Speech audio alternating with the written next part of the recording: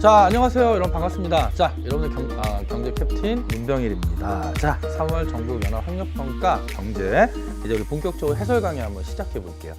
자, 기본적으로 좀 난이도와 기본적인 경제 전반적인 총평과 그리고 난이도 그리고 출제 경향은 선생님 오리엔테이션을 좀 간단히 언급을 했고요. 그리고 반드시 점검해야 할 문항 또는 확인해야 할 문항도 확인을 드렸으니까 오리엔테이션 한번 간단히 확인해 보시고 자, 본격적으로 문제풀이 들어가시면 됩니다. 자, 여러분 아무래도 3월이다 보니까 좀 평이한 문제들이 많습니다. 하지만 그렇다고 방심하시면 절대 안 돼요. 하나하나 좀 꼼꼼히 확인해 두셔야 되겠죠. 알겠죠? 자, 그러면 우리 이제 우리 1번 문제부터 한번 들어가 볼게요. 자, 원래 항상 우리가 그 경제 모의고사가 나오면 1번 문제는 일반적으로 경제 활동의 흐름, 그쵸? 뭐 경제 주체 이런 것들이 나와야 되는데 이번 조금 약간 특이합니다. 그래서 1번 보면 시장 실패 원인을 물어봐요. 자, 시장 실패 원인. 자, 그러면 여러분은 일단 봐봐. 아직은 뭐 공부가 완벽하게 돼 있진 않겠지만 시장 실패 원인이라는 표현이 나오자마자 시장 실패의 종류, 그래서 우리가 순서대로 독과점, 외부 효과, 공공재 부족, 그리고 정보 비대칭이 떠올라야 돼요. 떠올라야 돼. 그래야 문제에 좀 접근하기가 더 수월한 거니까. 그러면 자, 등대의 공급을 자, 시장에 맡기면 사회적으로 필요한 만큼 생산될까? 그렇지 않다. 자, 왜냐면 등대의 경우에 대가를 치르지 않은 사람도 등대의 불빛을 이용해 항해할 수 있고요. 이용자 한 사람이 추가되더라도 다른 사람이 이용할 수 있는 등대의 불빛이 줄어드는 것은 아니다. 자, 그러면 자, 여기 첫 번째 항해할 수 있고 두 번째 아니다. 자, 그래서 우리가 여기서 나오는 속성이 바로 뭐야, 여러분? 비배제성이잖아. 그쵸? 그 다음에 두 번째, 여기 두 번째에서 나오는 특성은 뭐가 되겠어? 비경합성. 그러면 이 등대는 어떠한 성격을 갖는다? 비배제성과 비경합성의 공공재 특성을 갖는 거고, 그 결과 사람들은 등대를 만드는데 필요한 비용을 지불하지 않으려고 할 것이고요. 즉 무임승차하려 할 거고, 결국 등대는 시장에서 적정 수준만큼 공급되지 않는다. 즉 시장에 맡겨두면 자, 무슨 생산에 문제가 발생을 한다는 거야? 과소 생산의 문제가 발생을 한다는 거죠. 그럼 정답은 쉽게 1번 공공재 특성 이렇게 확인하면 되는 거죠. 되죠? 그래서 1번 문제는 그냥 좀 평이합니다. 그래서 1번 문제 정답은 1번. 자, 이렇게만 확인할게요. 자, 1번 문제 이 정도로 간단히 정리하고요.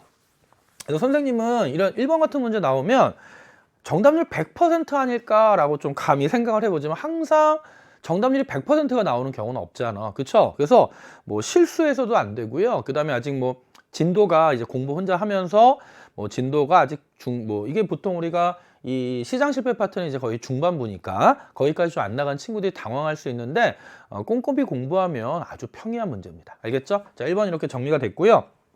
자, 2번 봅시다. 자, 그림은 이제 금융상품 A, B의 이제 일반적인 특징을 비교하는 건데 일단 자, 요급을 예금이 있는 거고, 자, 또 하나는 주식 중에 하나입니다. 요급을 예금과 주식 중에 하나. 자, 그럼 일단 이런 요급을 예금과 주식 중에서 수익성이 높잖아. A가 B보다. 자, 따라서 A는 주식이 되는 거고요. 그럼 B는 뭐가 되겠어? 자, 요급을 예금이 되는 거겠지. 그래서 우리가 일단 A는 주식, 자, B는 요급을 예금. 그러면 자, 우리 한번 미리 예측을 해볼까? 자, 가는 뭐가 될까? 자, 그럼 요급을 예금이 주식보다 높은 거야. 그럼 일반적으로 안전성이 들어가겠죠. 일반적으로 안전성. 그래서 일단 안전성이 들어갈까 한번 체크해 봅시다. 자, 그럼 기억부터 볼게요. 그럼 A는 B보다 유동성이 높다. 자, 여러분 우리가 알고 있는 유동성이라는 개념은 현금화 정도가 쉬운 거잖아. 그쵸? 그럼 현금화 정도가 유동성이고 유동성이 높다는 얘기는 현금화가 쉬운 건데 유동성이 제일 높은 건 요급을 예금이죠. 그렇죠? 그리고 여러분 이것도 알아나? 뭐로 알아두냐면 주식을 현금화하는 데는요. 여러분 아마 주식 투자하는 친구들도 있을 텐데 자, 주식을 만약에 오늘 팔잖아. 내가 만약 월요일 날 팔았어. 그러면 그날 포함 3영업일이 되는 날, 즉 3일째. 그렇죠? 그날 포함 3일째 현금으로 찾을 수 있어. 그러면 바로 현금화가 어렵다라는 거죠. 그렇죠? 자, 따라서 하여튼간 우리가 항상 요급을 예금은 수시로 입출금이 가능한 거기 때문에 유동성은 현금 다음으로는 요금을 예금이 크다. 이렇게 이해하시면 돼. 자, 따라서 A는 B보다 유동성이 높다. 바뀌었죠? B는 A보다. 자, 니은. 자, A와 달리 B는 배당금을 기대할 수 있다. 여러분, 배당금을 기대할 수 있는 건 뭐야? B와 달리 A. 이렇게 바꿔줘야 되겠지. 그럼 기억 니은은 틀린 거고요. 자, D급 보면 그치, 시세 차익을 기대할 수 있는 금융상품은 주식이지. 따라서 B와 달리 A는 맞고요.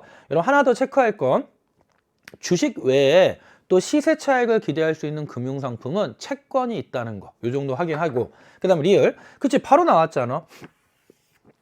가에는 안전성이 들어갈 수 있다. 빙고. 그래서 정답은 몇 번입니까? 디귿과 리을에서 몇 번? 우리 5번 이렇게 확인하면 돼요. 2번 문제까지도 평이하네.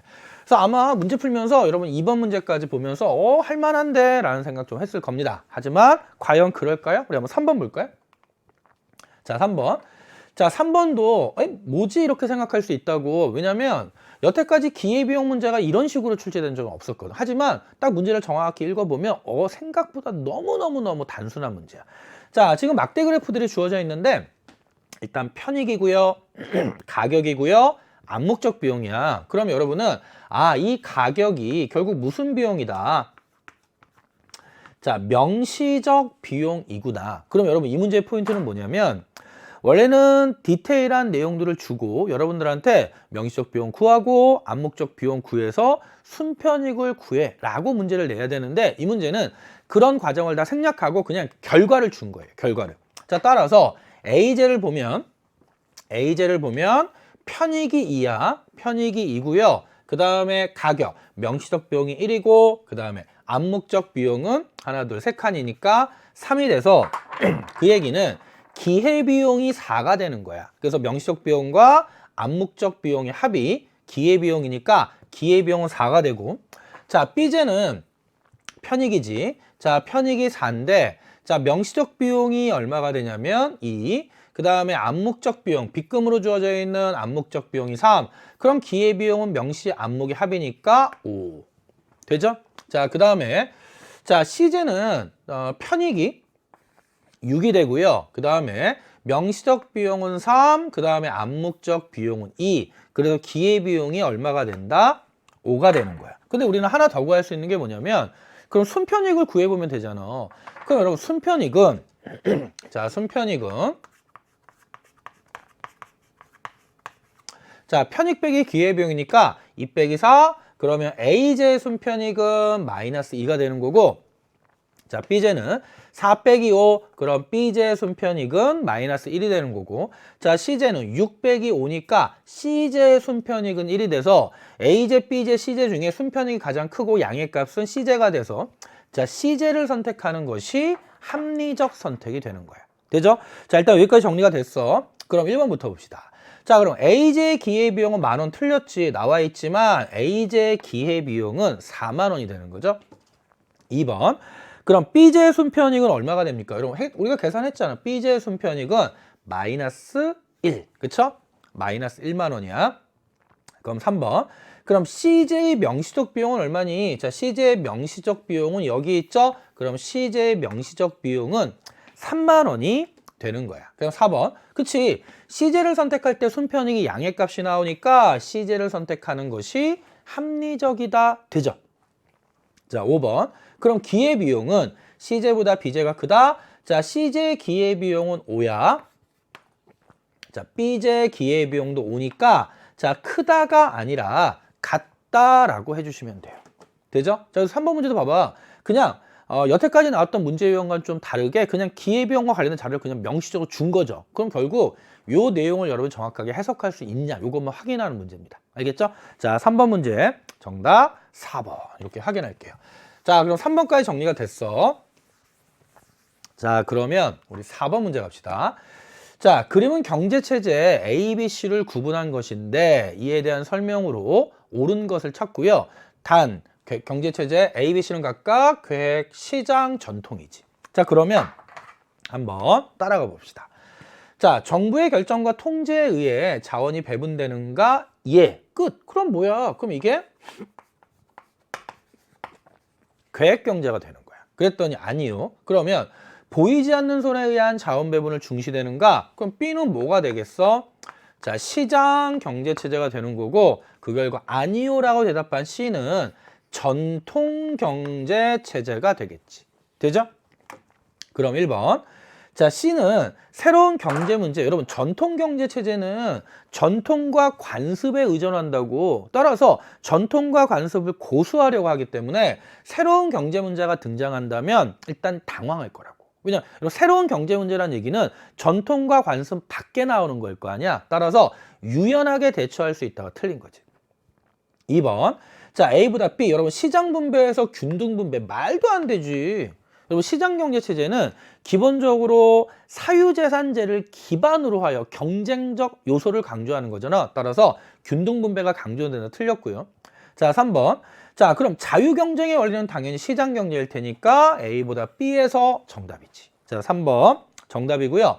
자, 그럼 그 다음 선택지 볼까? 그럼 4번.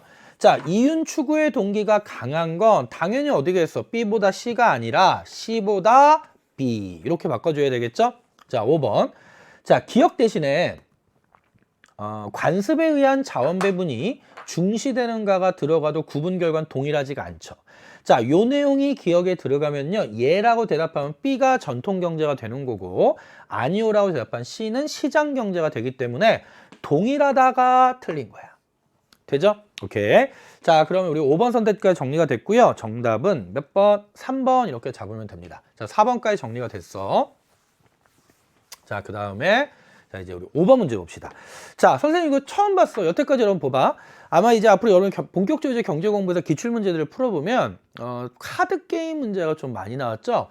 근데 이거는 드론으로 이제 문제를 구성했어요. 뭐 좀 유형이 참신하고 새로운데 그렇다고 해서 뭐 어려운 문제는 절대 아니야. 그러니까 드론이라는 것 때문에 좀 당황하지 마시고. 근데 선생님 볼 때는 이런 유형의 문제는 또 약간씩 유형이 바뀌어서 출제될 수가 있다라는 걸 좀 알아두시면 돼요. 그럼 먼저 과제가 이거야. 경기 침체. 첫 번째 과제 경기 침체. 실업이 심각하다. 자, 특명을 내리는 거죠. 드론을 이동시켜서 경기 활성화를 하는 목표 지점에 도달하라. 자, 규칙은 뭐냐면 일단 드론은 카드 선택으로 이동을 하는데 드론의 이동 방법에 따라 목표 지점에 도달해야 하고요. 한 번 선택한 카드는 다시 선택할 수 없다. 자, 그럼 이제 드론의 이동 방법이 여기 나와 있어. 자, 경기 활성화를 위한 통화 정책 수단이 적힌 카드를 선택하면 전진이야. 그럼 그 얘기는 뭐냐면 경기 활성화를 위한 통화 정책이니까 확대 통화 정책 내용이 나오면 어떻게 된다? 전진하는 거. 그치? 앞으로 가는 거고요. 자, 이에 반해서 경기 활성화를 위한 재정 정책 수단이 적힌 카드가 나오면 그럼 마찬가지로 경기 활성화니까 확대지만 자, 이번에는 재정 정책을 얘기했지? 그럼 확대 재정 정책 수단이 적힌 카드를 선택하면 무슨 이동을 하냐면 상승 이동을 한다고. 그럼 뭐만 알면 되냐면 자, 그럼 뭐만 구별하면 돼? 통화 정책, 확대 통화냐, 확대냐 해서 확대에서 통화, 확대 재정을 구분한 이후에 전진, 상승만 확인하면 되겠죠. 그렇죠? 자, 그럼 이제 5번 문제 기본적인 문제 해석은 이렇게 정리가 됐고요. 자, 그럼 이제 우리 그림을 봅시다. 자, 지금 여기 이제 드론이 떠 있는데 자, 확대 통화 정책이면 전진이고 확대 재정 정책이면 상승이었잖아. 그럼 일단 출발 지점에 여기에 이제 드론이 윙 하고 들어옵니다. 윙 들어와서 일단 첫 번째 출발 지점에서는 전진을 해야 되겠죠? 그러면 여기에는 일단 확대 통화 정책이 나와 있는 거예요. 그렇죠? 확대 통화 정책이 나와야 되고요. 맞지? 확대 통화. 오케이. 그다음에 두 번째는 이제 여기서 뭐 해야 되냐면 상승을 해야 되겠지? 그럼 상승을 하려면 확대 재정 정책이 나와야 되고요. 그 다음에는 다시 올라간 다음에 다시 전진을 해야 목표 지점에 도달하니까 또 마찬가지로 확대 통화 정책이 나와야 됩니다. 자, 그러면 기준금리 인하는 확대 통화 정책이 맞아. 그렇죠? 그 다음에 국공채 매입 대표적인 확대 통화 정책이 되죠. 그래서 일단 통화 정책이라 즉 여기에 A가 들어가면 여기에는 B가 들어가는 거고 만약에 여기에 B가 들어가면 여기에는 A가 들어가겠지. 그렇죠? 자, 그런데 소득세율 인하는 맞지? 왜? 이거는 무슨 정책이야? 재정 정책이잖아. 그런데 정부 지출의 축소는 긴축정책이라고. 긴축재정. 자, 긴축재정. 자, 따라서 D는 지워주는 거야. 그러면 결론은 C는 확대 재정이니까 여기에 C가 들어가고요. 그럼 정답은 어떻게 되겠어? A, C, B 또는 B, C, A 찾으면 되는 거겠죠. 그럼 일단 가운데 C가 들어가는 건 4번과 2번이고요. 근데 여기는 D가 있으니까 틀렸고 A, C, B 정답 2번. 끝. 되지? 자, 이렇게 단순하게 정리하셔도 됩니다. 자, 그럼 이제 5번까지 해서 정리가 됐고요. 정답은 5번, 2번. 이렇게 확인이 된 겁니다. 그래서 여러분 뭐 드론 나왔다고 나 문과인데 어떡하지? 이렇게 걱정하지 말고 주어진 조건대로 해석해 보면 돼요. 자, 다음 문제 갑시다. 자, 6번 문제 봐봐. 자, 6번 문제 봤더니 자, 국민경제 순환의 모형을 전부 준 게 아니라 일부만 준 겁니다. 일부만 줬고요. 정부가 있는데 가시장을 통해서 경제주체 A와 뭐 하는 거야? 경제주체 A와 거래를 하는데 여기에 대해서 임금과 이자를 가시장을 통해서 A에 지불했잖아. 따라서 우리가 첫 번째 잡을 수 있는 거 가는 자, 뭐가 된다? 가는 자, 생산 요소 시장이 되는 거야. 가는 생산 요소 시장이고요. 자, 그럼 두 번째. 그럼 생산 요소 시장을 거쳐서 정부로 들어오는 자, 요 실물의 흐름은 당연히 생산 요소, 노동, 토지, 자본 등이 되겠지. 자, 그러면 다음에 자, 이번에는 정부와 A인데 그럼 여러분 생각해 봐. 그럼 요 임금 이자 등은 분배잖아. 그럼 당연히 A의 경제 주체는 가계가 될 거고 그리고 자, 이번에는 가계와 정부가 시장을 거치지 않고 직접 주고받는 거잖아. 그러면 우리가 알 수 있는 것, 자, 요 니은의 실물은 대표적으로 공공재 또는 공공 서비스가 되는 거고요. 가계에서 정부로 직접 이동하는 화폐 흐름은 대표적으로 소득세와 같은 조세가 되겠지. 그래서 일단 우리는 자, 선택지를 보기도 전에 요 내용을 확인할 수가 있는 거야. 그럼 1번 A는 기업이 될 수가 없죠. A는 가계가 됩니다. 2번 가시장은 생산 요소 시장이 되는 거야. 자, 3번 그러면 공무원의 채용이야. 공무원의 채용. 그럼 여러분 생각해봐. 생산 요소 시장을 통해서 공무원을 채용할 수 있겠지. 그럼 공무원의 채용은 생산 요소 중에 결국 정부의 가계가 노동을 제공하는 거니까 기역에 해당한다. 생산 요소의 제공. 맞죠? 3번 정답입니다. 자, 그리고 4번 봐봐. 그럼 이번에는 기역이 증가할수록이야. 그럼 이거 생각해봐.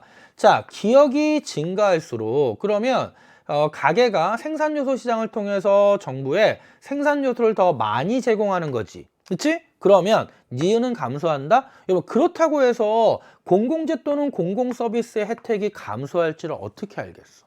일반적으로 자, 정부가 여러분 상식적으로 생각해 보면 정부가 노동 또는 토지 또는 자본 등의 생산 요소를 더 많이 이용한다면 그 얘기는 그를 통해서 더 많은 공공재와 공공 서비스 혜택을 제공할 수도 있겠지. 따라서 우리가 오히려 생산 요소의 정부 입장에 생산 요소의 구입이 늘어난다고 니은 공공재 또는 공공 서비스의 제공이 감소한다는 알 수가 없는 거지. 그렇죠? 일반적으로 아마 늘어날 거야.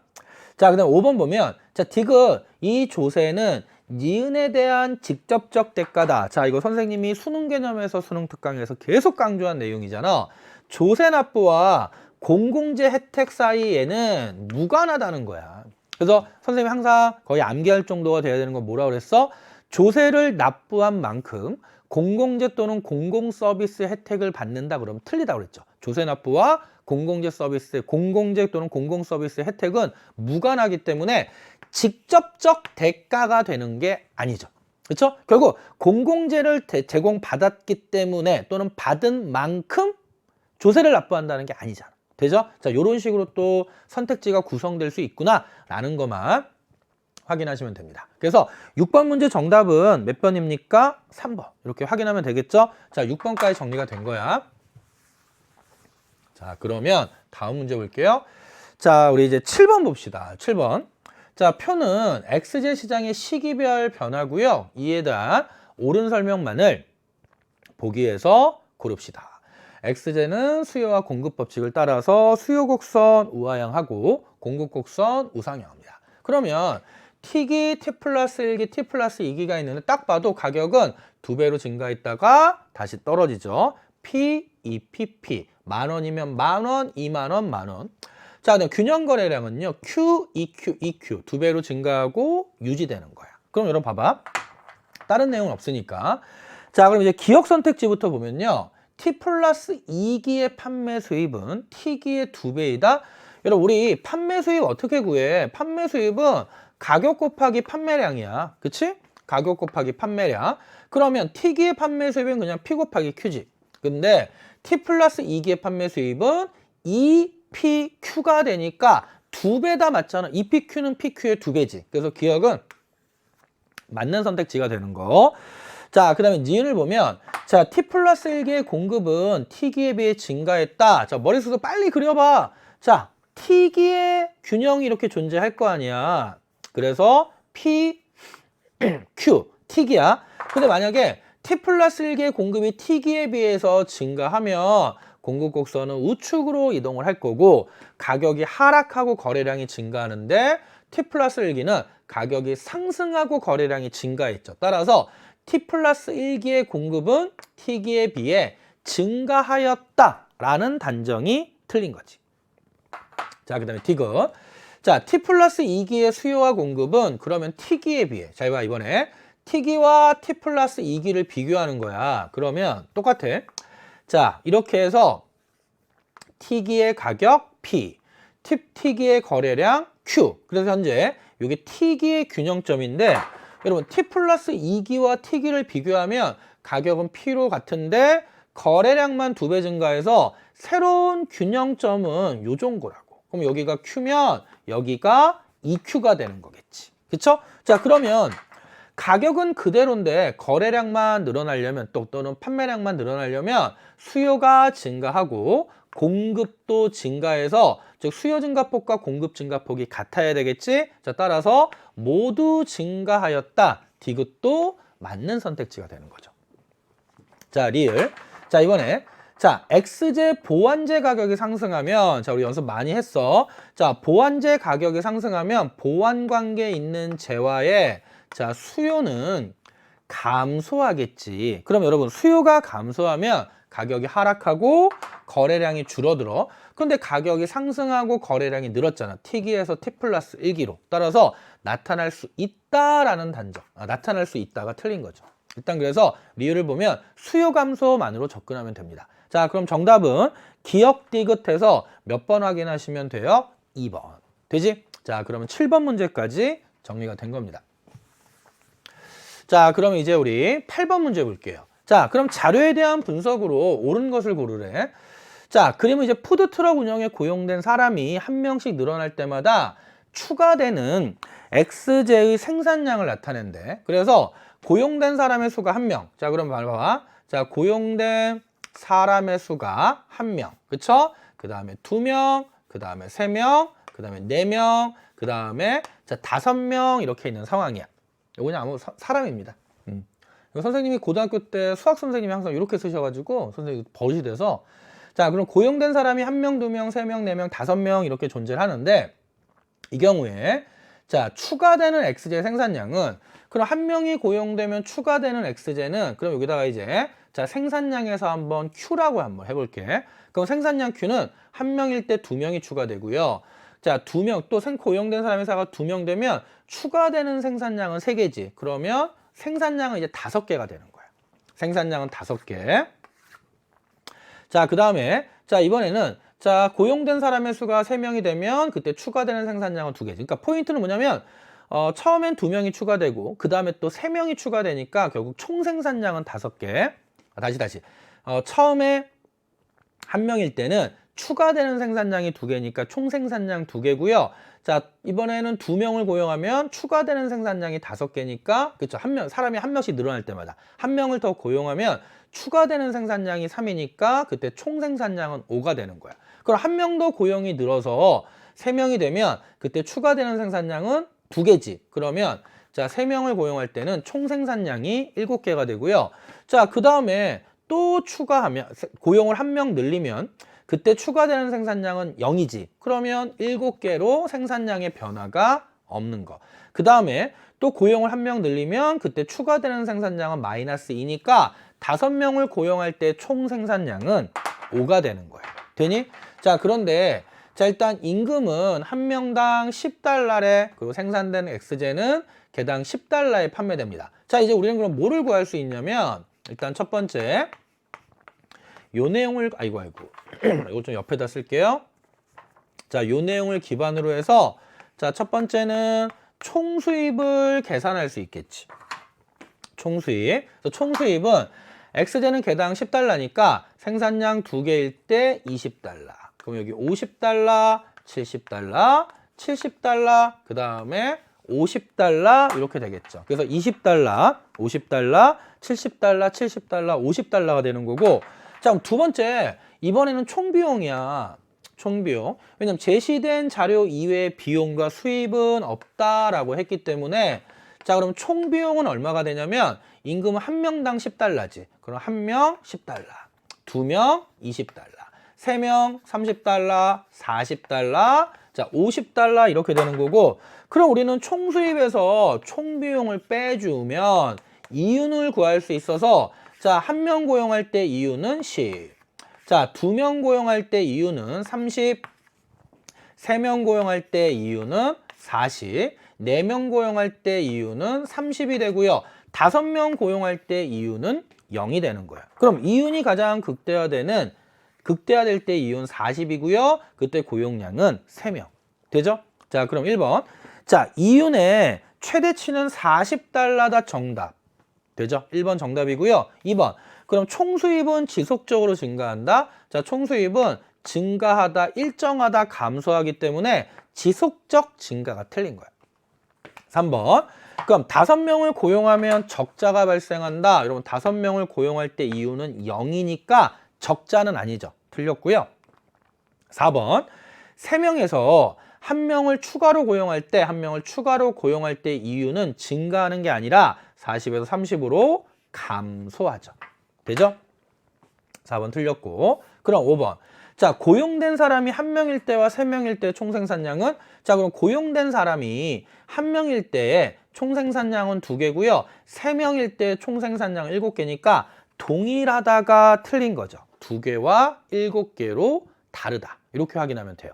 자, 그럼 우리 8번 문제 정답은 1번. 자, 이렇게 확인이 됐고요.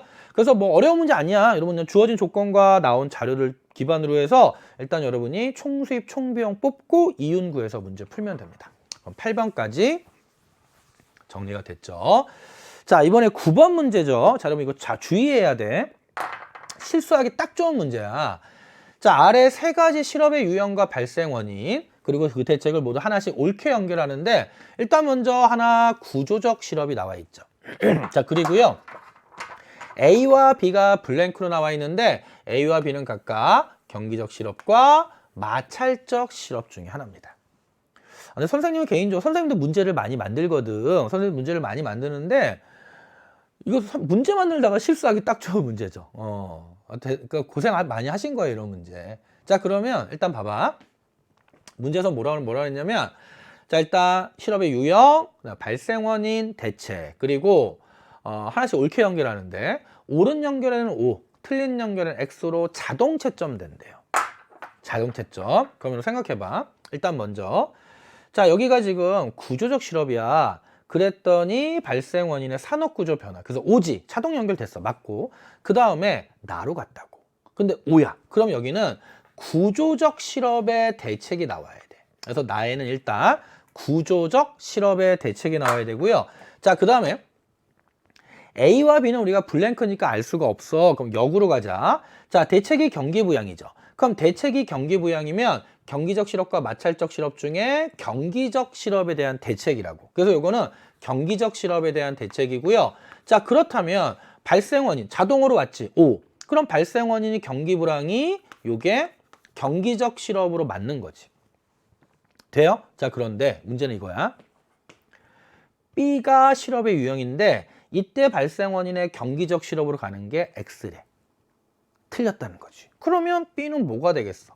경기와 마찰 중에 그럼 B는 마찰적 실업이 들어가야 되는 거예요. 그래서 B는 마찰적 실업이 들어가야 되고요. 어차피 A, B는 경기와 마찰 중에 하나니까 A는 경기적 실업이 들어가야 되겠지. 되죠? 자, 그런데 경기적 실업에서 발생 원인을 가로 갔더니 X잖아. 그러면 당연히 여기에는 이미 여기 구조 변화 나와 있고요. 여기 경기가 나와 있으니까 여기는 마찰적 실업의 내용이 들어가야지 경기적 실업의 발생 원인 X. 그래야 마찰이 되지. 되죠? 자, 그 다음에 이 마찰적 실업의 발생 원인에서 대책으로 O 해서 다로 갔으니까 다에는 마찰적 실업과 관련된 대책이 나와야 됩니다. 그래서 이런 식으로 각각의 블랭크가 실업의 유형, 발생 원인, 대책 중에 어느 실업에 해당하는지를 하나하나 확인이 끝난 겁니다. 그래서 경기, 마찰, 마찰, 구조, 마찰. 그럼 1번. 자, A는 이직 과정에서 발생하는 실업. 이건 마찰적 실업이니까 A가 아니라 B로 가야 돼. 1번 틀렸고요. 2번. 자, B는 총수요 감소입니까? B 어딨니? 자, B. 자, 이런 B는 마찰적 실업이잖아. 총수요가 감소하면 경기 침체니까 요거는 경기적 실업. A가 되는 거야. 자, 3번. A와 달리 B는 자발적 실업 정답이죠. 자, 여러분 실업의 유형 4가지 중에 경기, 계절, 구조는 비자발적 실업이 되는 거고 마찰적 실업은 자발적 실업. 자, 3번 정답. 자, 4번. 그럼 가에는 계절적 요인이 씌여 있을 수가 없죠. 이거는 계절적 실업의 원인이 되겠죠? 틀렸고요. 5번. 그럼 나에는 여러분 봐봐. 자, 취업 정보 제공은 대표적인 마찰적 실업의 원인이 되고요. 기술 교육은 대표적인 구조적 실업의 원인이 됩니다. 돼요? 그래서 물론 여러분 이건 있어. 뭐는 있냐면 아니다. 그래서 마찰적 실업은 일반적인 원인이 대책이 취업 정보 제공이고 구조적 실업은 급변하는 산업구조 변화에 적응이 못했기 때문에 새롭게 등장한 산업구조에 적응시키기 위해서 기술교육이겠죠? 그래서 이건 그냥 바뀌었다라고만 보시면 돼요. 알겠죠? 자, 그러면 우리 9번 문제 정답은 3번 이렇게 확인하고 넘어갈게요. 자, 이제 10번 문제입니다. 자, 10번 문제. 여러분 이 문제도 유형이 좀 새로운 유형이긴 하지만 조건 따라 하나하나 가는 거야. 알겠죠? 한번 보자. 일단 축산업을 하는 갑이 하천에 방류한 폐수 때문에 인근의 장어 양식을 하는 을이 매출액이 감소했지. 그러면 우리는 요거 뭐로 볼 수 있는 거야? 외부 불경제 생산 측면으로 볼 수 있는 거지. 자, 이 문제 해결을 위해 대책이 2가지가 있는데요. 자, 폐수를 방류한 갑이 정화시설을 설치하여 폐수를 모두 정화하는 방법이 있고, 자, 나는 피해를 입은 을이 직접 오염수를 정화에 사용하는 거야. 그리고 을에게 갑이 을이 정화했으니까 갑이 을에게 정화 비용을 지불하는 겁니다. 돼요? 그럼 여러분 주의할 건 뭐냐면 잘 봐. 밑에 나와 있네. 표는 이제 표가 나올 텐데 가와나를 시행할 경우에 갑과 을의 이윤인데요. 대책 시행 전후에 갑의 경우에 매출액의 변화가 없고 비용만 변해. 그럼 비용이 증가했겠지. 왜냐면 스스로 정화하니까. 그쵸? 그래서 가는 자 매출액의 변화는 없고 자 비용만 증가하는 거고요. 자 을의 경우 봐봐. 자 을은 직접 오염수를 정화에 사용하잖아. 비용이 발생했다고. 근데 그 비용을 갑이 을에게 지불하잖아. 그치? 그럼 비용의 변화가 없지.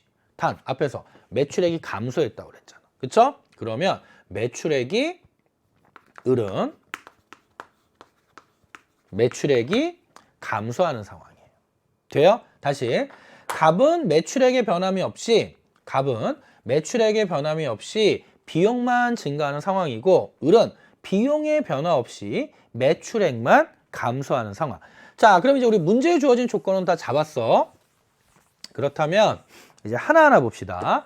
자, 대책 시행 이전에 갑의 이윤은 300이었고 자, 을의 이윤은 500이어서 갑과 을의 이윤의 갑의 이윤은 300이었고 을의 이윤은 200이어서 갑과 을의 이윤의 합은 500이 되는 거지. 일단 여기까지는 어렵지가 않고요. 자, 그런데 대책 시행 이유를 봤더니 갑의 이유는 가정책을 썼더니 250으로 줄었어. 그럼 여러분 가정책이 뭐였죠?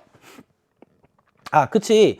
갑이 정화시설을 설치해서 축산 폐수를 스스로 모두 정화하는 거지. 그래서 우리 문제에서 뭐라고 그랬냐면 갑의 경우에는 매출액에는 변화가 없고 비용만 변화하는 거야. 그럼 결국 갑의 이윤이 300에서 250으로 줄어들었다는 얘기는 갑의 경우 가해 정책에서 비용이 50이 증가한 거네. 비용이 50이 증가한 거. 자, 그 다음에 나의 정책에서는 자, 나의 정책은 또 뭐였지? 아, 그치. 을이 직접 정화하지만 갑이 을에게 그 정화 비용을 지불하면서 갑의 매출액은 변함이 없는데 이윤이 300에서 230으로 줄었다는 얘기는 정책, 나 정책 시행한 이후에 비용이 70이 더 늘어난 거야. 여기까지 돼요? 자, 그리고 자, 이번에는 을의 이윤을 보면 을의 이윤은 200에서 260으로 늘어났어. 200에서 260으로 늘어났다. 그렇죠? 그래서 우리가 아까 앞에 얘기했지만 갑의 경우에 정확히 얘기할게. 이거 한번 다시 한번 보고 할게요. 아까 선생님 여기서 정확히 다시 얘기할게. 갑의 경우는 뭐라고 그랬냐면 여기 있죠. 갑의 경우는 비용만 변화했고 을의 경우는 매출액만 변화했다고 그랬잖아. 그래서 매출액이 감소했다. 자, 그럼 다시 돌아와서 자, 을의 경우를 보니까 이윤이 200이었다가 가정책 시행하면 이윤이 어떻게 된 거야? 200에서 260으로 증가한 거지. 200에서 260으로 증가한 거고요. 나정책을 시행해도 이윤이 200에서 260으로 증가한 거야. 여기까지 돼요? 자, 그럼 일단 우리가 여기까지 정리가 됐으니까 그럼 이제 하나하나 봅시다. 기억부터 봐봐. 자, 그렇다면 대책 시행 이전에는 부정적 외부 효과가 나타났다? 맞죠? 외부 불경제니까 부정적 외부 효과 맞고, 그럼 갑이 부담하는 비용은 가보다 나가, 가에서는 50이 추가됐지만 나에선 70이 추가됐기 때문에 가보다 나가 크다지. 그치? 디귿. 자, 나보다 가가 사회적으로 더 효율적이다. 이런 봐봐. 그럼 대책 시행 이전에 봐서 이전에 비해서 대책 시행 가정책 이후에 요 이윤을 모두 다 더하면 510이야. 자, 그런데 나정책을 시행하면 이윤은 490이라고. 그럼 510 이윤이 490보다 크니까 결국 사회 전체적으로 볼 때는 나보다 가정책이 더 효율적이다라고 얘기하는 거지. 되죠? 오케이. 자, 그럼 리을. 그럼 가와 달리 나에서는 외부 효과가 개선되지 않는다. 틀렸지. 외부 효과는 가나 모두 개선되는 거야. 가나 모두 개선된다. 돼요? 오케이. 자, 따라서 우리 정답은 기억, 디귿. 그러면 기억, 디귿해서 2번 이렇게 보시면 돼요. 2번. 자, 그럼 이제 10번 문제까지 정리가 된 겁니다. 자, 10번 문제까지 정리가 됐고요. 자, 그럼 이제 우리 11번 문제 갑시다. 자, 11번 문제. 자, 조세를 이제 적용 방식에 따라 A의 적용 방식에 따라 가나로 구분하는데, 일단 가를 보면 과세 대상 금액에 관계없이 A가 일정하다. 그럼 여러분 당연히 A는 이거네. A는 자, 세율이 되는 거고요. 그럼 가는 세율이 일정하니까 비례세가 되겠지? 근데 나는 과세 대상 금액이 커질수록 A가 높아지니까 나는 누진세가 되는 거야. 여기까지 돼요? 그럼 기억. A는 세율이다. 맞고요. 자, 소득재분배 효과가 큰 건 나지? 그럼 가에 비해 나가 소득재분배 효과가 크다. 정답. 그럼 정답 1번. 돼요? 자, 그럼 디귿 봐봐. 가와 달리 나는 여러분 누진세에서 조세부담의 역진성이 나타난다가 틀린 거지.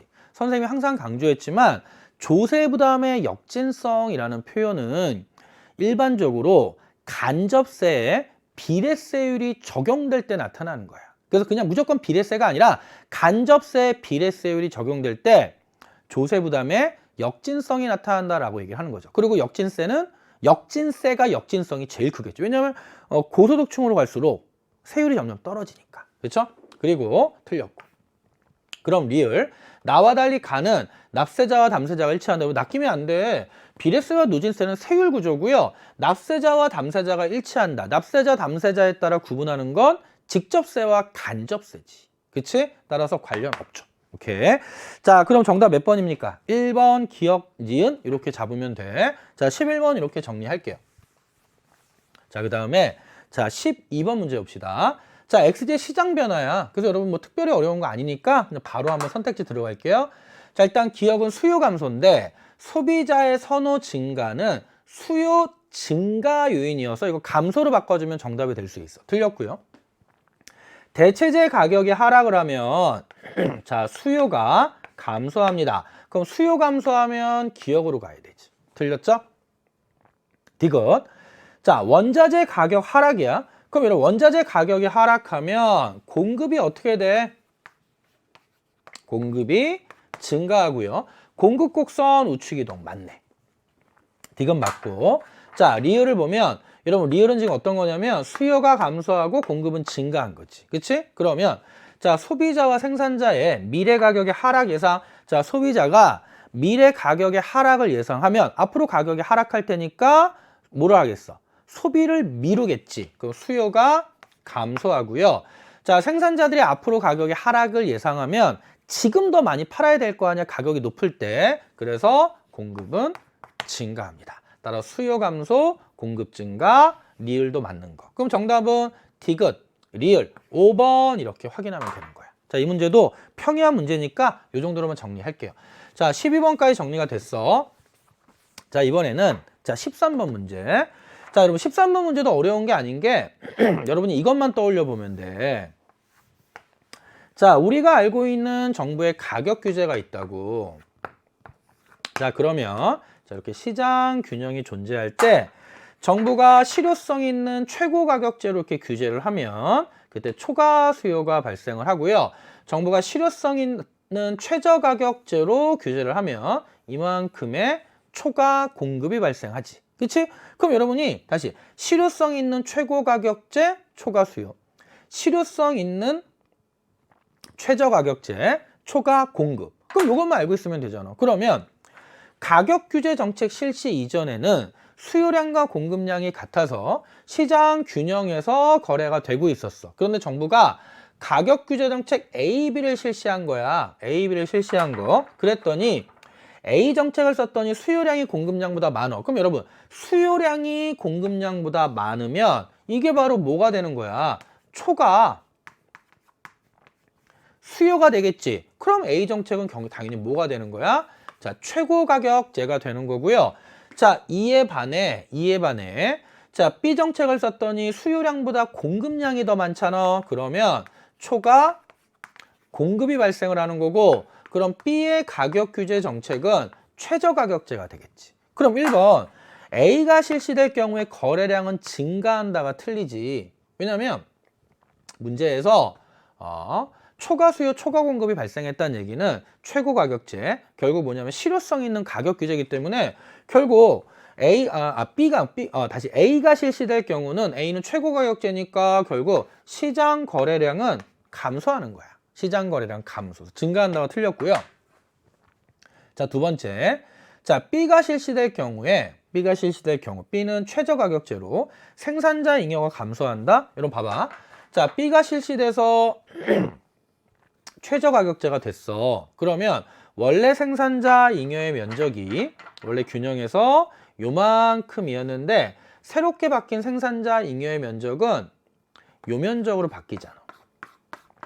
자, 그러면 요 부분이 늘고 요 부분이 날라갔지. 근데 우리는 지금은 정확하게 어떤 수요 곡선과 공급 곡선에 대한 어떤 수치 또는 단서가 명확히 안 나와 있어서 우리는 이것만으로 생산자 잉여의 감소 여부를 판단할 수가 없다는 거야. 따라서 감소한다가 아니라 생산자 잉여의 증가 감소 여부는 알 수 없다. 이걸 만약에 명확하게 알려면 뭐 가격이 정확히 얼마고 거래량이 얼마다 이런 단서를 줘서 실제로 여러분이 면적 계산을 통해서 계산을 할 수 있는데 그렇게 단서가 없으면 알 수 없다. 그래서 2번은 알 수 없다가 됩니다.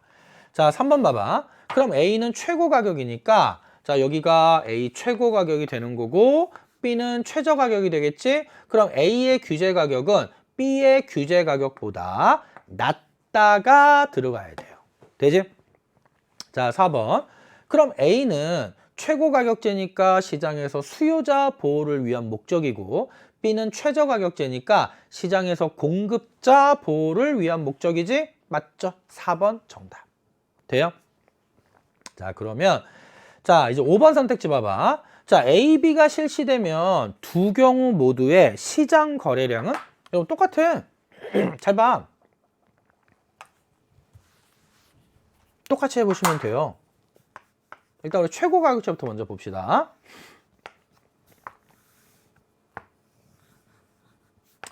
자, 원래 시장 균형에서 수요량과 공급량이 존재하고 이렇게 해서 그럼 여러분 시장 거래액은 정부가 가격 규제를 시행하기 이전에 시장 균형에서의 시장 거래액은 P 곱하기 Q 요 면적이야. 되죠? 만약 이게 균형 가격, 이게 균형 거래량이라면 근데 정부가 최고 가격 일단 A로 규제하는 경우를 보자고. 그러면 이만큼의 초과 수요가 발생했지? 그럼 실제 시장에서의 거래량은 요만큼이라 시장 거래액이 빗금친 면적으로 감소합니다. 그러니까 일단 먼저 늘어났다가 틀린 거잖아. 늘어났다가 틀린 거. 돼요? 자, 그 다음에는 뭐냐면 이번에는 정부가 최저가격제로 규제를 해. 정부가. 그러면요. 이번에는 이렇게 되잖아. 이렇게. 그러면 이번에는 면적이 요 면적이야. 요 면적. 그럼 여러분이 봐도 원래 사각형 면적과 비교해서 요 부분이 날아가고 요 부분이 늘어났죠. 근데 우리는 이것만 갖고는 비교가 어렵지. 선생님이 그림 모양으로 보면 감소한 것 같지만 어떻게 되겠어? 그렇지? 그래서 우리는 이때는 뭐를 알아야 돼? 가격이 상승하고 거래량이 증가했으니까 수요 곡선의 기울기를 알아야 돼요. 탄력성. 그래서 일단 A가 실시되면 이라고 얘기를 했는데 일단 A에서 최고 가격제에서는 무조건 시장 거래액이 줄어들어. 그래서 일단 모두 늘어난다가 틀린 겁니다. 여기까지 확인하시면 돼. 자, 그래서 13번 문제 정답은요. 4번 이렇게 확인하시면 됩니다. 자, 14번 갑시다. 자, 그림은 국내 총생산을 GDP 이해하기 위한 것인데 이에 대해 옳은 설명만을 고르고요. 자, 일단 A, B, C는 모두 일정 기간 동안 새롭게 생산된 것의 시장 가치고요. 갑을병이 있는데 갑을병은 모두 국내에서 경제활동을 합니다. 국내에서. 그러면 국내에서 생산되었는가라는 질문에 대해서 아니오면 A는 무조건 어디야? 뭐 각국은 없지? 이 나라의 GDP에 포함되지 않겠지. 그 다음에 근데 국내에 생산되는가? 예. 그럼 최종 생산물의 가치인가? 그럼 아니요. 그럼 이건 뭐겠어? 이건 중간재겠지. 중간재. 그럼 C는 최종 생산물. 자, 이렇게 잡으면 되는 거야. 그쵸? 자, 그러면 기억부터 보자. 외국인 축구선수 갑의 연봉은 A에 해당한다? 여러분, 지금 문제에서 갑을병은 모두 국내에서 경제활동을 한다고 그랬잖아. 그러면 외국인 축구선수 갑이 현재 국내에 있잖아. 그치? 따라서 갑의 연봉은 최종 생산물 C에 해당한다고 봐야죠. 그쵸? 왜냐면 A는 GDP에 포함 안 돼. 국내에서 생산된 게 아니라 외국에서 생산된 거라고. 그치? 근데 지금 갑은 국내에 있으니까. 그럼 니은 봐봐. 자, 중고자동차 중개업자입니다. 중고자동차 중개업자 의리받은 중개수수료는 결국 이건 뭐겠어? B에 해당한다? 중간재가 아니지. 여러분, 중고자동차 거래의 중고자동차 가격은 GDP에 포함이 안 되지. 왜? 그에 새롭게 생산된 게 아니니까. 하지만 중고자동차를 거래하면서 딜러, 중개업자가 받은 수수료는 새롭게 창출된 부가가치란 말이야. 그쵸? 자, 따라서 이 중개수수료는 B에 해당하는 것이 아니라 이것도 C에 해당한다고 봐야 돼. 되죠? 자, 니은 틀렸고요. 자, 디귿. 빵집을 운영하는 병이 빵을 만드는 데 사용한 국내산 밀가루는 중간재잖아. B 맞네. 돼요? 그래서 만약 이 경우에 GDP에 포함되는 건 최종 생산물인 빵만 포함되고 중간재 가치는 빵 안에 포함되어 있기 때문에 중간재를 별도로 또 GDP 계산에 집계하면 중복 계산되는 문제가 발생해서 중간재 가치는 GDP 계산에서 제외한다. 자, 리을. 그럼 결국 국내 총생산은 C의 총합으로 구할 수 있다. 맞지? 그래서 여러분이 국내 총생산을 구하는 공식이 세 가지가 있는데 그중에 두 가지는 반드시 알아야 돼. 첫 번째는 각 단계 부가가치의 총합이지만 두 번째는 최종 생산물의 시장가치의 총합. 따라서 C의 총합이지. 그래서 정답은 디귿, 리을. 그럼 몇 번이 되는 거야? 5번. 이렇게 확인하면 되죠. 자, 그래서 14번도 개념만 정확하게 확인하면 되는 문제입니다. 자, 그럼 14번까지 정리가 됐고요. 자, 15번 문제 볼게. 자, 또 교역 관련 문제입니다. 교역 관련 문제. 근데 여러분, 선생님은 이 문제를 보면서 출제자분이 신경을 썼구나. 출제자분이 신경을 썼구나. 그게 바로 뭐냐면 요것 때문이야. 아마 선생님이랑 자, 수능 특강 공부한 친구들은 선생님이 수능 특강 교역 이론 심화 파트에서 심화 탐구 자료에서 요 내용 강조했었어. 원래 여러분 기출문제 앞으로 계속 풀어보면 일반적인 문제들은 어떻게 나오냐면 이 교역 조건을 보통 일반적인 문제들은 양국의 교역을 통해서 이익이 발생할 수 있는 교역 조건 이렇게 나와. 그래서 교역 조건이 일반적으로 이익이 발생할 수 있는 교역 조건인데 지금은 뭐라 그랬냐면 손해가 발생하지 않는 교역 조건이라고 했다고. 손해가 발생하지 않는 교역 조건. 그래서 만약에 이 문제에서는 아주 디테일하게 안 물어봤지만 선생님은 이것과 비슷한 유형의 문제가 평가원 또는 수능에 충분히 출제될 수 있다고 생각을 해요. 그래서 여러분이 이 내용 문제 한번 풀어보고 특히 수능 특강 교역 파트 가서 심화 탐구 주제에 선생님이 이거 강조한 내용 꼭 확인해 보셔야 돼요. 알겠죠? 자, 그래서 손해가 발생하지 않는 자, 교역 조건을 X제 한 단위와 교환되는 Y제 양으로 나타낸 거야. 뭐가? 자료 1위. 그 다음에 양국은 X와 Y를 A 대 B의 비율로 교역하였고 교역 후의 소비량을 자료 2와 같이 줍니다. 돼요? 자, 그 다음에 자, 양국 생산 요소의 양은 같아.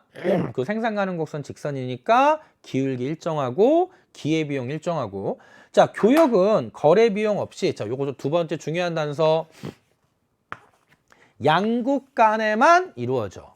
교역은 양국 간에만. 그리고 각각 국가들은 비교 우위가 있는 재화의 생산에만 특화하지. 그치? 그러면 재화가 X제, Y제가 있으니까 갑국은 X제에 만약 비교 우위가 있다면 X제만 생산할 거고 을국이 Y제에 비교 우위가 있다면 Y제에만 생산을 할 거야. Y제만. 자, 그런 내용입니다. 그리고 한 국가의 수출액은 다른 국가의 수입액이 되는 거고 한 국가의 수출량은 다른 국가의 수입량이 되겠지. 그치? 자, 그 내용이야. 자, 그리고 생산된 재화는 모두 소비된다. 이 단서도 빠지면 절대 안 되는 거지. 생산된 재화는 모두 소비된다. 그럼 이 얘기가 뭘까? 생산량 이퀄 소비량이 되는 거야. 생산량 이퀄 소비량. 자, 그러면 우리 자료 1번부터 봅시다. 자, 자료 1번의 내용이 뭐였냐면 이거 수치만 나와 있으면 문제 다시 볼게. 자, 자료 1번은 교역 시에 손해가 발생하지 않는 교역 조건을 X제 한 단위와 교환되는 Y제 양으로 나타냈대. 자, 그러면 이거야. 각국은 손해가 발생하지 않는 자, 교역 조건의 범위를 다시 손해가 발생하지 않는 교역 조건의 범위를 X제 한 단위와 교환되는 Y제의 양위로 나타냈대요. X제 한 단위와 교환되는 Y제의 양으로. 그럼 각국의 입장에서는 X제 한 단위와 교환되는 Y제 양이 2분의 1이지. 그런데 뭐야? 화살표 이쪽으로 가잖아. 그치? 그러면 이쪽이 0이니까 2분의 1보다 더 많아야 된다는 거지. 근데 여러분, 우리가 기본적으로 개념 공부할 때는 어떤 특징이 있었어? 교역 조건을 구할 때는 이익이 발생할 수 있는 걸 기준으로 했는데 지금은 이익이 아니라 손해가 발생하지 않는 조건이잖아. 따라서 각국의 교역 조건은요. X제 한 단위를 수출하고 Y제 2분의 1보다는 많이가 아니라 같거나 더 커야 한다야. 왜냐면 손해가 발생하지 않기 때문에 같을 때는 손해가 발생하지 않는 거고 크다면 이득이 발생하는 거야. 자, 이에 반해서 자, 을국의 경우 이건 갑국이야. 그럼 이제 을국의 경우에는 X제 한 단위와 교환되는 Y제 양이 3개보다 작아야 된다는 거지. 그럼 3개보다 작아야 된다는 거고 그때는 같거나 작아도 되는 거지. 왜? 손해를 보지 않는 거니까. 손해를 보지 않는 거니까. 그쵸? 그래서 3개보다 작으면 이득인 거고 같으면 손해를 보지 않는 거야. 그러면 여러분 결국 이거 뭐냐면 우리가 개념 공부할 때 따졌던 거야. 우리 여러분 개념 공부할 때 교육 조건 어떻게 구했죠? 이거 거의 선생님 암기하라고 그랬잖아. 비교 우위 재화를 수출하고 비교 우위 재화의 기회비용보다 더 많이 받아와야 이득이라고 그랬잖아. 그럼 결국 갑국은 x제 한 단위를 수출하고 y제 2분의 1보다 같거나 커야지. 그러니까 여기는 이득, 요건 손해를 보지 않는 거고. 을국은 x제 하나를 수출하고 y제 3개보다 작아야지만. 그렇죠? 그래야지만 이득이 발생하는 거잖아. 그럼 결국 이게 바로 기회비용이라고. 그럼 각국의 x제 한 단위 기회비용 y제 2분의 1이고 을국의 x제 한 단위 기회비용 y제 3분의 1이기 때문에 갑국의 x제 한 단위 기회비용이 을국의 x제 기회비용보다 작아. 따라서 갑국은 x제의 비교우위가 있는 거고요. 을국은 뭐의 비교우위가 있는 거야? y제의 비교우위가 있는 거야.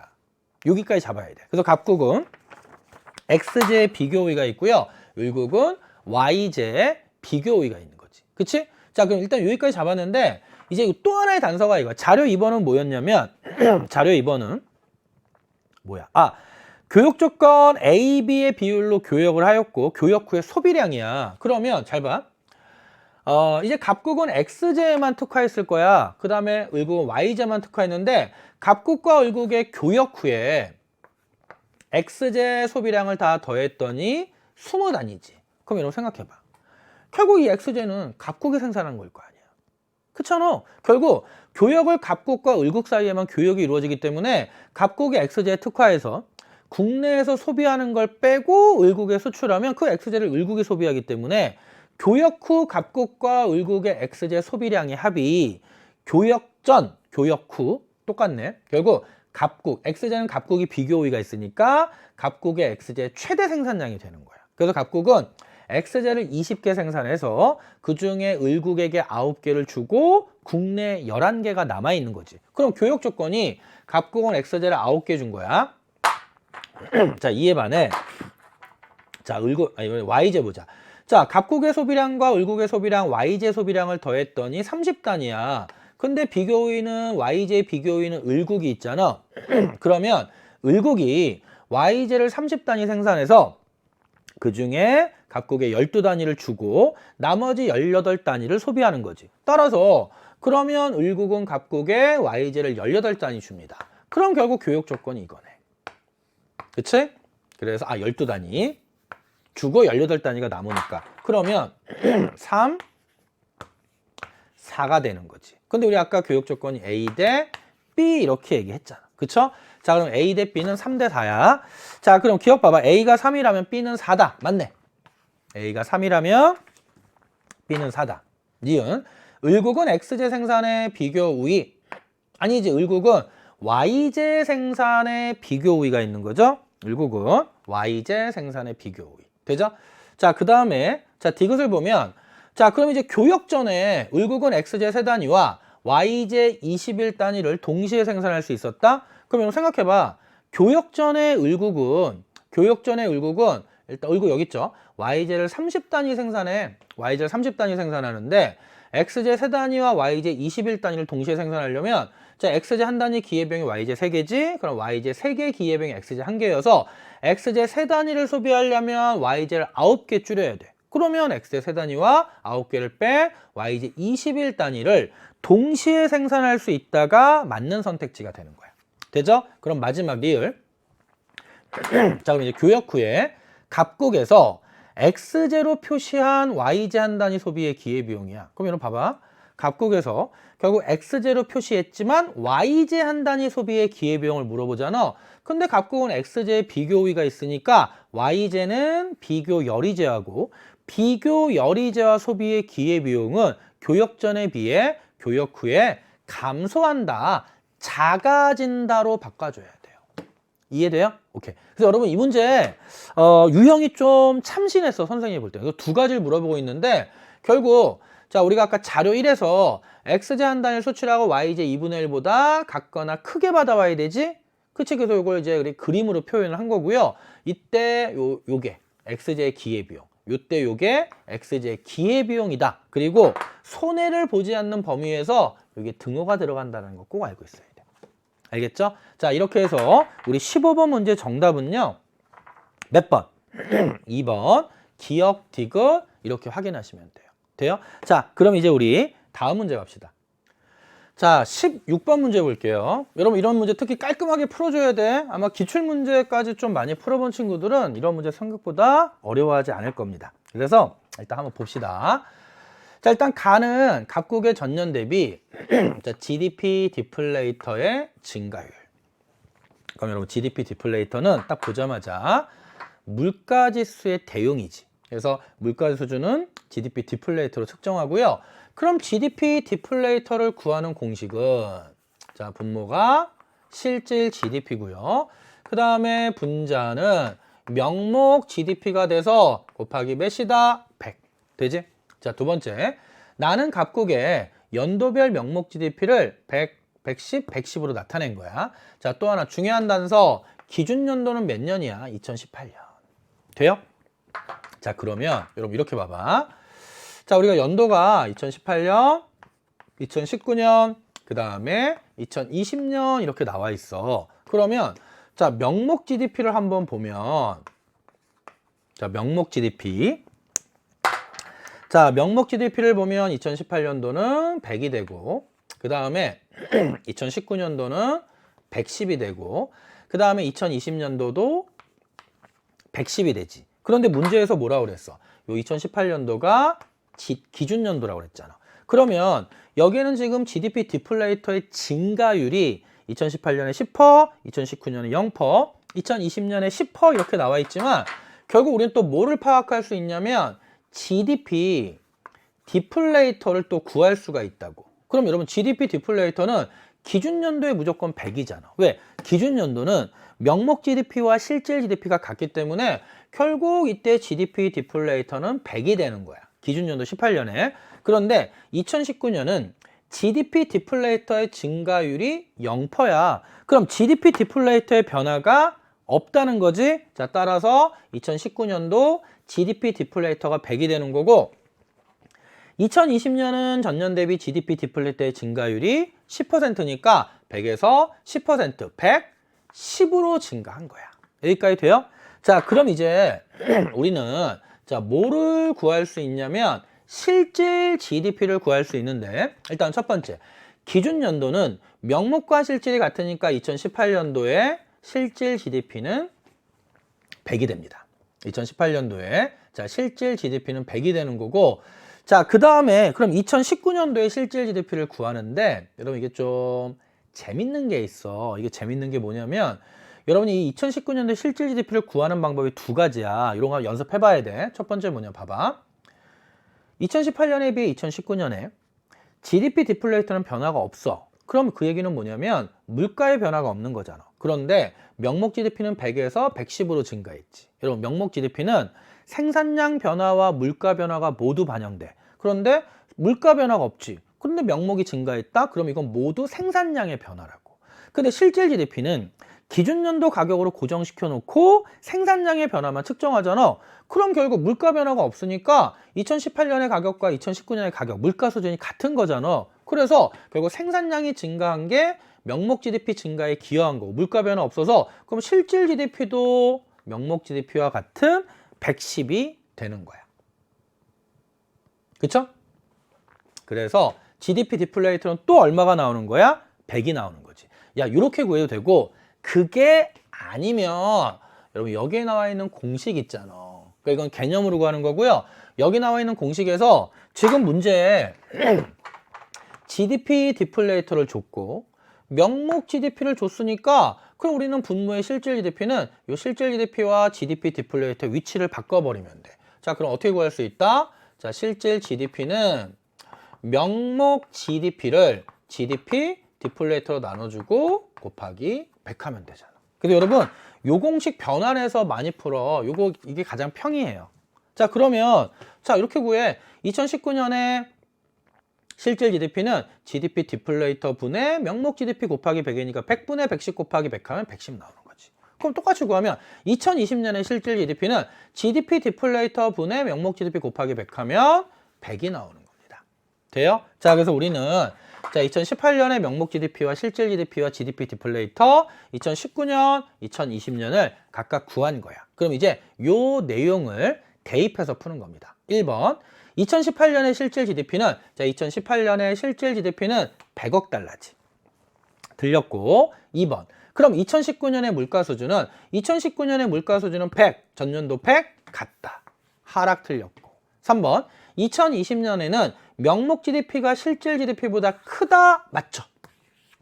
디귿이 맞는 거야. 3번이 맞는 거고요. 그럼 4번 2017년에 비해 2020년의 물가는 20% 상승했다. 여러분 잘 봐.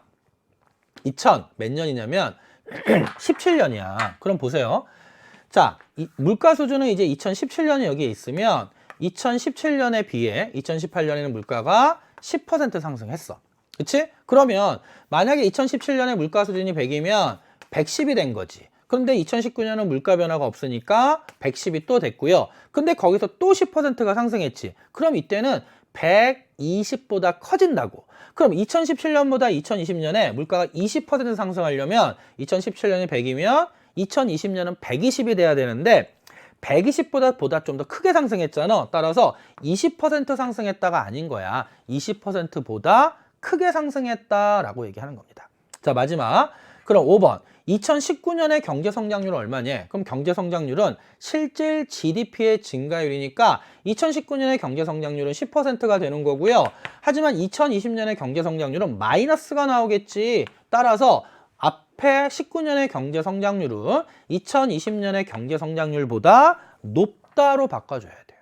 되죠? 오케이. 자, 16번 문제 정답은 몇 번이다? 3번 이렇게 확인하면 됩니다. 자, 넘어갈게. 자, 17번 문제 갑시다. 자, 표는 어느 가족의 한 달 동안의 수입과 지출 내역 전부를 나타낸 거야.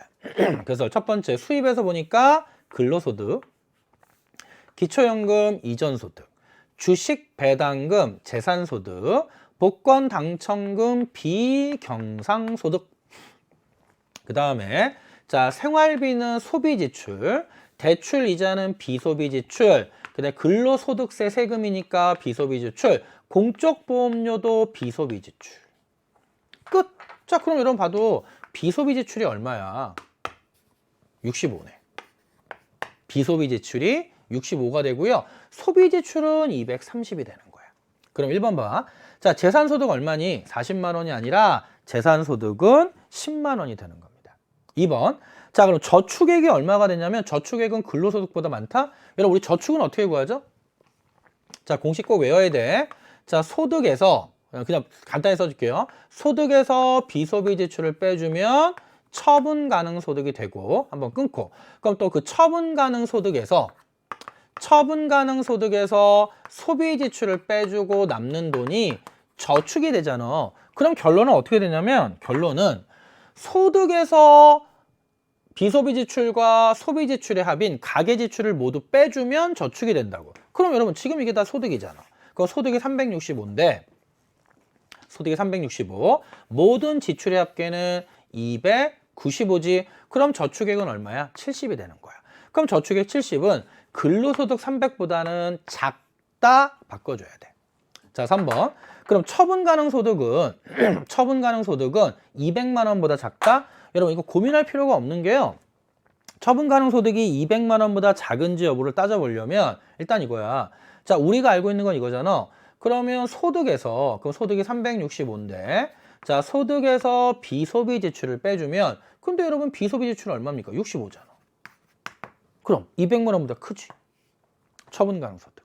돼요? 그리고 또 하나는 지금 저축액 수가 70이나 발생, 그러니까 직관적으로 보는 거야.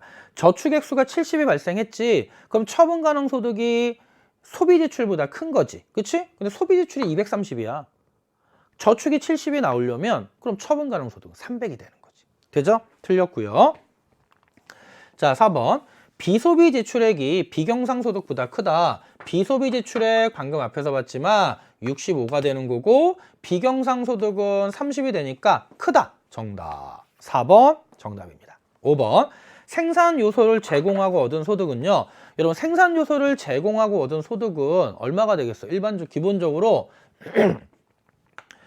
우리가 여러분 정의를 그래도 정확히 알고 있어야 돼. 정의를. 자, 일단 요거 안 되지. 비경상소득, 복권 당첨금 안 되고. 그다음 월급은 되지. 근로소득. 그치? 그 다음에 주식 배당금도 돼요. 재산소득도 생산에 기여한 거야. 그래서 여러분이 알고 있는 근로소득, 사업소득, 재산소득은 생산에 기여하고 그 대가를 얻은 건데 이전소득은 아니야. 그냥 이전소득은 무상으로 얻은 소득입니다. 단 정기적으로 발생하는 거. 자, 따라서 생산 요소를 제공하고 얻은 소득은요. 요 동그라미 친 것만 더하면 310 이렇게 잡으면 돼. 자, 그러면 17번 문제 정답은 4번 됐고요. 자, 18번 문제 갑니다. 자, 이 문제 단순해. 자, 보면요. 인플레이션 유형인데 총수요 변동 이내 발생 예. 그러면 A는 끝난 거야. 자, 수요 측면이 견인되어 발생하는 인플레이션. B는 총공급 변동 예. 그럼 B는 비용 인상 인플레이션이 되는 거죠. 그러면 수요 견인 인플레이션은 총수요 증가고요. 비용 인상 인플레이션은 총공급 감소니까 틀린 거지.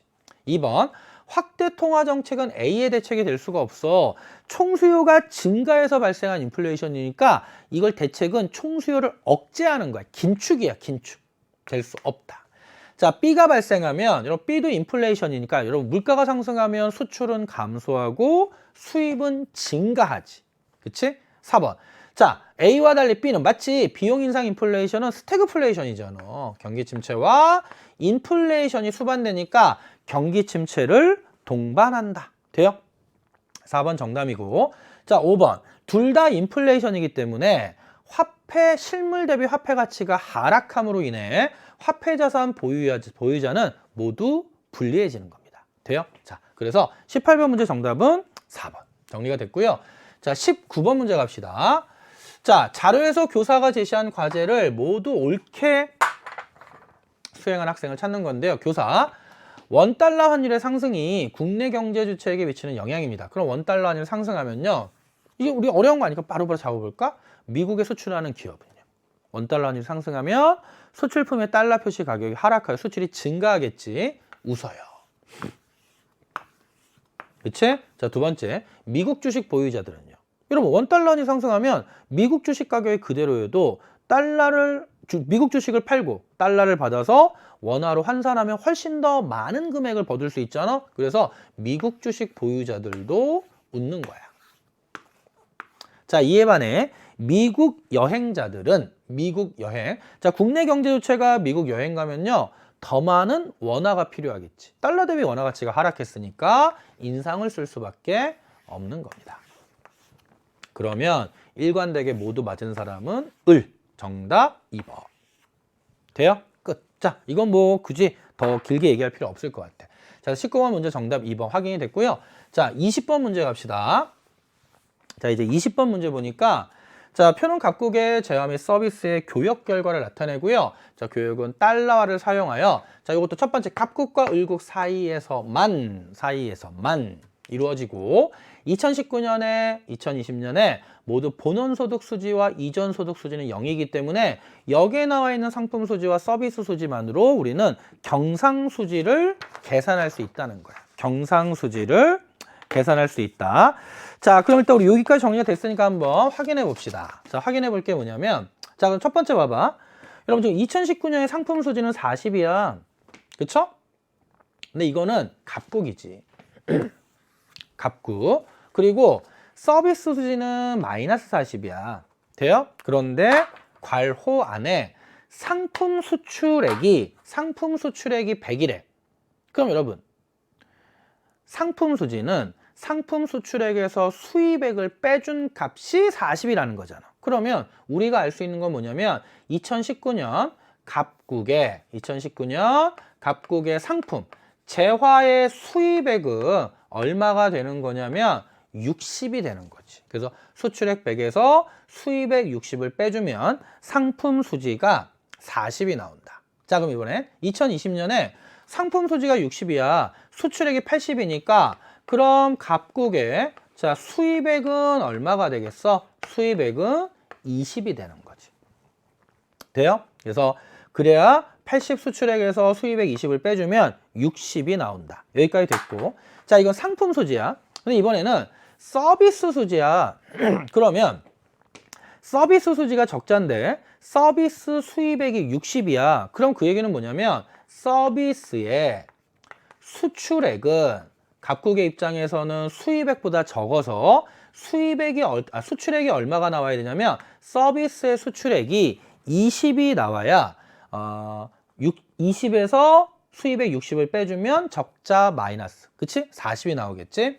자, 그럼 2020년에 갑국의 서비스 수지의 수출액은 또 얼마냐 이거야. 자, 수출액은. 자, 수입액이 80인데, 서비스 수지는 적자 20이 나왔잖아? 그럼 수출액이 60이 돼야. 60에서 80 빼주면 마이너스 20 나오겠지. 그죠? 자, 일단 우리가 이렇게 계산이 되고요. 자, 그러면 결론은 뭐냐면, 결론은 2019년 갑국의, 지금 갑국의 내용이니까, 자, 갑국의 경상수지는 0이지. 40 마이너스 40, 0. 나머지 둘 다 0이니까 2020년 갑국의 경상수지는 40억 달러 흑자가 되는 거예요. 40억 달러 흑자. 돼요? 그럼 1번.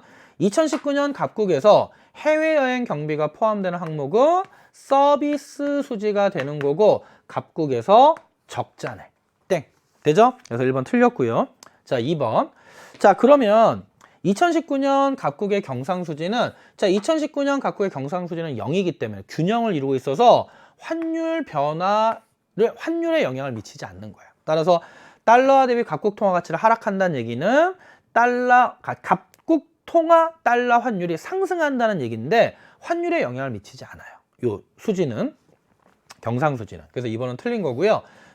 자, 3번 봐봐. 자, 그러면 2020년 을국의 재화 수출액은 여러분 생각해봐. 2020년 그럼 을국의 재화지. 그럼 재화면 우리는 뭐를 봐야 돼? 자, 상품 수지를 봐야 되잖아.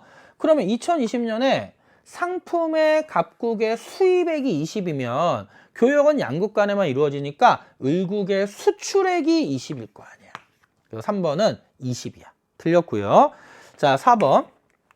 자, 그러면 2020년 갑국의 서비스 수출액은 전년 대비 증가하였다. 20에서 60으로 증가하였다. 맞네. 정답 4번이네. 자, 그리고 이제 마지막 문제 갑시다. 마지막 문제. 마지막 선택지 5번. 그럼 2020년 경상거래로 인한 을국이지. 근데 여러분 갑국이 흑자니까 교역은 양국 간에만 이루어지기 때문에 을국은 뭐가 돼? 적자가 되는 거고요. 그럼 적자가 됐으니까 수취액은 지급액보다 적어야 되지. 크다가 아니라 적다로 바꿔주시면 됩니다. 이해돼? 적자니까. 그래서 이런 유형 문제 좋아. 이런 유형. 특히 이런 평가원이나 수능에서는 교역이 양국 간에만 이루어진다는 단서화에서 주로 교역을 통해서 물어보는데 이 경우는 수지 개념으로 물어봐서 이런 문제 좀 꼼꼼하게 푸셔야 됩니다. 알겠죠? 자, 그럼 20번 문제 정답 4번 이렇게 확인이 된 겁니다. 자, 이렇게 해서 우리 여러분 올해 처음 시험이었는데 3월 우리 자 교육청이 주관한 학력평가 경제 해설 강의 이 정도로 마치도록 하고요. 여러분 선생님이 다시 한번 강조하지만 이제 시작입니다. 이 성적이 여러분 절대 최종 성적이 아니라는 거 잊지 마시고요. 보다 좀 이번 점수를 기반으로 해서 자신의 취약한 점 그리고 앞으로 어떻게 공부할지 계획 세우시고 꾸준히 밀고 나가시면 역전 정도가 아니라 수능에서 만점까지도 가능한 거니까 3월 학력평가는 자신의 이제 본격적인 입시 공부 시작에 있어서 어떻게 보면 이제 계획을 세우고 커리큘럼을 만들어가는 시작이다 이렇게 보시고 접근하시면 돼요. 자, 여러분 다시 한번 수고하셨고요. 자, 또 새로운 강의로 만나도록 할게요. 여러분 정말 수고하셨습니다. 힘내시고요. 항상 응원합니다.